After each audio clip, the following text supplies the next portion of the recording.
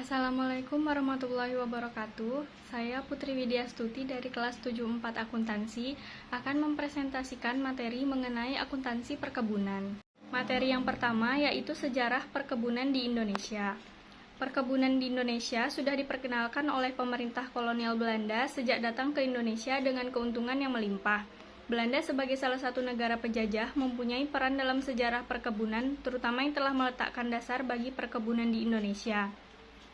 Pada dasarnya, tujuan dari kebijaksanaan perkebunan adalah meningkatkan penghasilan devisa, memperluas lapangan kerja, dan meningkatkan hasil-hasil perkebunan bagi sektor-sektor lain, terutama sektor industri.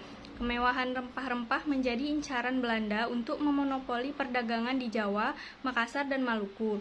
Pada akhir abad ke-18, Belanda mengalihkan fokus perdagangan kepada tanaman pertanian lain yang bukan tergolong barang mewah seperti kopi, tembakau, tebu, diikuti seabad kemudian kina, teh, karet, dan kelapa sawit.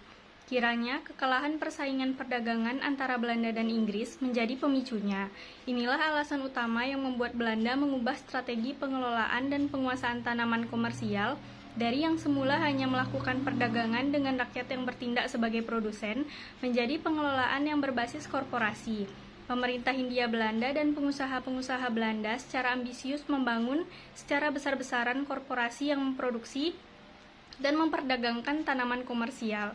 Penguasaan Belanda atas komoditas perkebunan, khususnya yang dikelola oleh korporasi, berakhir ketika terjadi pengambil alihan seluruh korporasi Belanda oleh pemerintah Indonesia.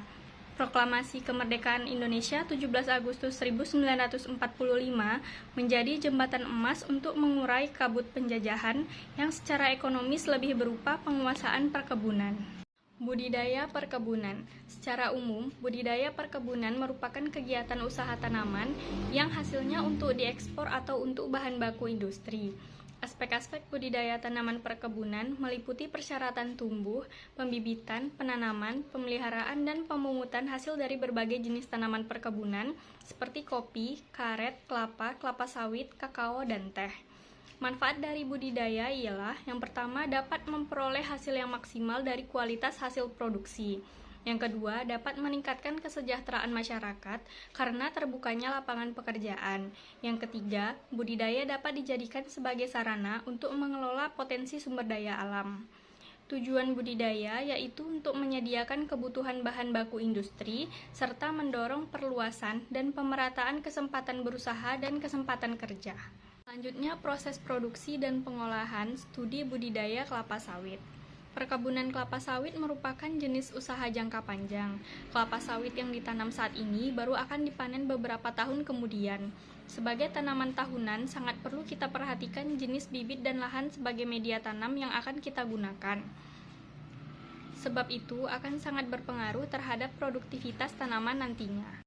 Produksi primer atau budidaya merupakan subsistem yang menentukan tingkat keberhasilan. Yang dimaksud ke dalam subsistem ini yaitu mulai dari penanaman, perawatan, sampai dengan produksi dan panen. Dalam membahas aspek produksi, tanaman mampu memenuhi semua asumsi-asumsi agronomi dan fisiologi, di mana tanaman mampu beradaptasi terhadap lingkungan sebagai tempat tumbuhnya, serta mendapat cukup pasokan hara dan air tanpa ada gangguan hama dan penyakit. Salah satu faktor pembatas produksi yaitu radiasi sinar matahari yang merupakan fungsi dari luasan permukaan daun. Hasil produksi yang akan dihasilkan tergantung dari proses sebelumnya yaitu penanaman dan perawatan tanaman. Pengolahan merupakan suatu proses mengubah bahan mentah atau baku menjadi bahan setengah jadi atau menjadi bahan jadi yang siap dikonsumsi. TBS atau tandan buah segar yang telah dipanen dengan melalui tahap-tahap dan prosedur kemudian diangkut menuju tempat pengolahan. TBS diolah di pabrik kelapa sawit untuk diambil minyak dan intinya. Minyak dan inti yang dihasilkan dari pabrik kelapa sawit merupakan produksi setengah jadi. Minyak mentah dan inti harus diolah lebih lanjut untuk dijadikan produk jadi lainnya. Industri hilir. Industri hilir adalah industri yang kegiatannya mengolah barang setengah jadi menjadi barang jadi sehingga barang yang dihasilkan dapat langsung dikonsumsi atau digunakan oleh konsumen. Adapun tujuan dari industri hilir adalah menyediakan barang-barang jadi yang siap dikonsumsi masyarakat, mengolah dari barang setengah jadi maupun dari barang mentah, membuka lapangan pekerjaan, serta mencari laba untuk menggerakkan roda perekonomian. Selanjutnya ialah program plasma. Program plasma merupakan program pemerintah yang mewajibkan perusahaan tertentu untuk membina masyarakat menghasilkan komoditas perkebunan tertentu. Program ini sebagai bentuk kerjasama kemitraan perusahaan dengan masyarakat sekitar kebun. Sebagaimana hal tersebut bersifat wajib dilakukan oleh perusahaan yang bergerak di sektor perkebunan, dan hal tersebut juga telah diatur dan didasarkan atas keputusan bersama Menteri Pertanian dan Menteri Koperasi dan Pembinaan Pengusaha Kecil. Lalu diterapkan lagi program revitalisasi perkebunan yang didasarkan atas Peraturan Menteri Pertanian Nomor 33 Tahun 2006. Kemudian yang terakhir adalah diterbitkannya Peraturan Menteri Pertanian Nomor 98 Tahun 2013 yang mengatur tentang perizinan usaha pertanian. Permentan Nomor 98 Tahun 2013 itu mengatur beberapa hal pokok. Yang pertama, perusahaan perkebunan yang memiliki izin usaha perkebunan atau IUP atau izin usaha perkebunan untuk budidaya wajib membangun kebun untuk masyarakat sekitar atau perkebunan plasma paling rendah seluas 20% dari total luas area kebun yang diusahakan oleh perusahaan. Dalam permentan disebutkan, pembangunannya dapat dilakukan dengan pola kredit, hibah, atau bagi hasil. Selanjutnya, usaha industri hasil perkebunan untuk mendapatkan IUPP sebagaimana yang dimaksud dalam pasal 9 harus memenuhi penyediaan bahan baku paling rendah 20% berasal dari kebun sendiri dan kekurangannya wajib dipenuhi dari kebun masyarakat atau perusahaan perkebunan lain melalui kemitraan pengelolaan berkelanjutan. Kerangka dasar SAK umum. Kerangka dasar penyajian dan penyusunan laporan keuangan yang sering disebut juga sebagai kerangka konseptual merupakan konsep-konsep yang menjadi dasar penyusunan dan penyajian laporan keuangan untuk tujuan umum. Dalam PSAK atau Pernyataan Standar Akuntansi Keuangan, kerangka dasar penyusunan dan penyajian laporan keuangan memuat beberapa hal, yaitu yang pertama tujuan laporan keuangan, yang kedua asumsi dasar, yang ketiga karakteristik kualitatif yang menentukan manfaat informasi dalam laporan keuangan, yang keempat unsur laporan keuangan, yang kelima pengakuan unsur laporan keuangan, yang keenam pengukuran unsur laporan keuangan, dan yang ketujuh konsep modal serta pemeliharaan modal. PSAK 1 tentang penyajian laporan keuangan. Pernyataan ini mengatur persyaratan penyajian laporan keuangan, struktur laporan keuangan, dan persyaratan minimal isi laporan keuangan. Entitas menerapkan pernyataan ini dalam penyusunan dan penyajian laporan keuangan bertujuan umum sesuai dengan standar akuntansi keuangan. Pernyataan ini tidak berlaku bagi penyusunan dan penyajian laporan keuangan entitas syariah. Selanjutnya, PSAK 14 tentang persediaan. Tujuannya ialah untuk mengatur perlakuan akuntansi untuk persediaan. Permasalahan pokok dalam akuntansi persediaan adalah penentuan jumlah biaya yang diakui sebagai aset dan perlakuan akuntansi selanjutnya atas aset tersebut sampai pendapatan diakui. Definisi dari persediaan ialah aset yang tersedia untuk dijual dalam kegiatan usaha biasa dalam proses produksi untuk penjualan tersebut, atau dalam bentuk bahan atau perlengkapan untuk digunakan dalam proses produksi atau pemberian jasa. PSAK 16 tentang aset tetap.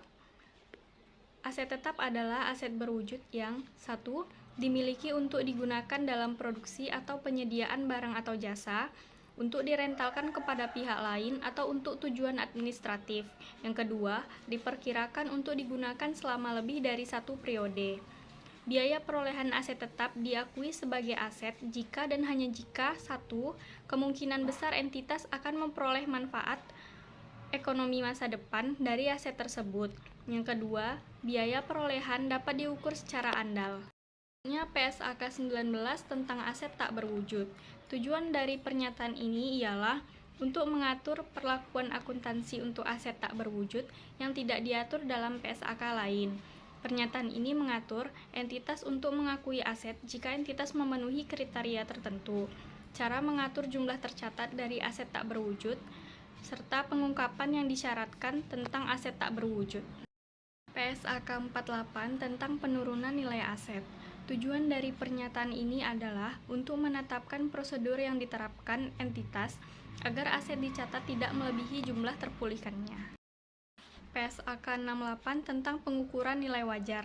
Pernyataan ini mendefinisikan nilai wajar, menetapkan pernyataan suatu kerangka pengukuran nilai wajar, dan mensyaratkan pengungkapan mengenai pengukuran nilai wajar.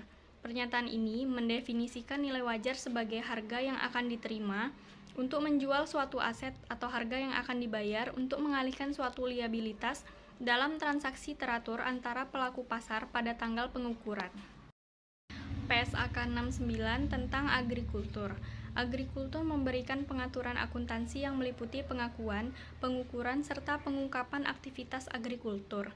PSAK 69 juga memberikan panduan definisi beberapa istilah yang digunakan dalam pernyataan ini. Secara umum, PSAK 69 mengatur bahwa aset biologis atau produk agrikultur diakui saat memenuhi beberapa kriteria yang sama dengan kriteria pengakuan aset.